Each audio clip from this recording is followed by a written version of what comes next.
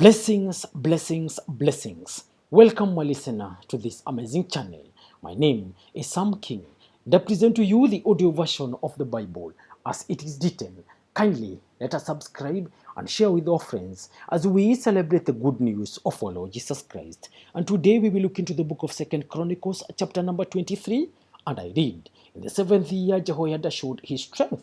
He made a covenant with the commanders of units of 100, Azariah, son of Jeroham, Ishmael, son of Jehohanan, Azariah, son of Obed, Maaseiah, son of Adiah, and Elishaphat, son of Zikri.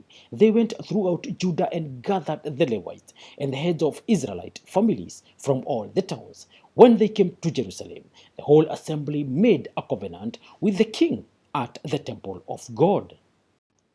Jehoiada said to them, "The king's son shall reign as the Lord promised concerning the descendants of David.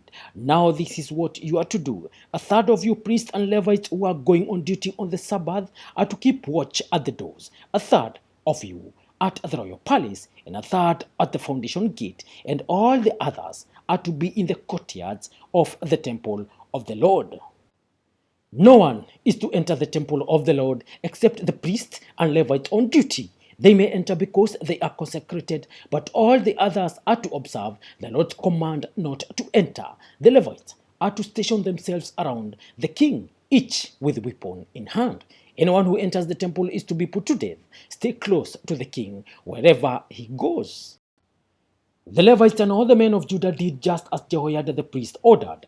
Each one took his men, those who were going on duty on the Sabbath, and those who were going off duty. For Jehoiada the priest had not released any of the divisions. Then he gave the commanders of units of 100 the spears and the large and small shields that had belonged to King David, and that were in the temple of God. He stationed all the men, each with his weapon in his hand, around the king, near the altar and the temple, from the south side to the north side of the temple. Jehoiada and his sons brought out the king's son and put the crown on him. They presented him with a copy of the covenant and proclaimed him king. They anointed him and shouted, "Long live the king!"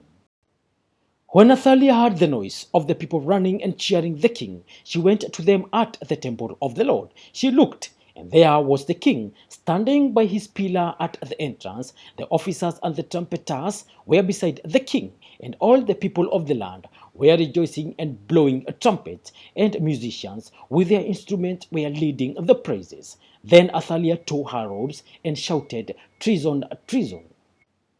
Jehoiada the priest sent out the commanders of units of 100 who were in charge of the troops and said to them, "Bring her out between the ranks and put the sword anyone who follows her." For the priest had said, "Do not put her to death at the temple of the Lord." So they seized her as she reached the entrance of the horse gate on the palace ground, and there they put her to death.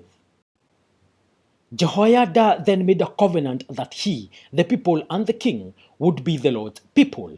All the people went to the temple of Baal and tore it down. They smashed the altars and idols and killed Matan, the priest of Baal, in front of the altars.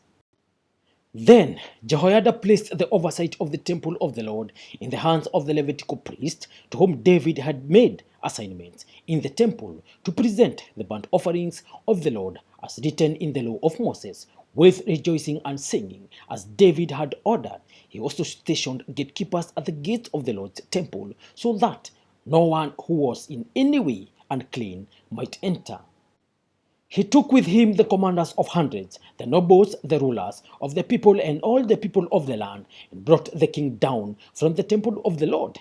They went into the palace through the upper gate and seated the king on the royal throne. All the people of the land rejoiced, and the city was calm, because Athaliah had been slain with a sword. Thank you, listener.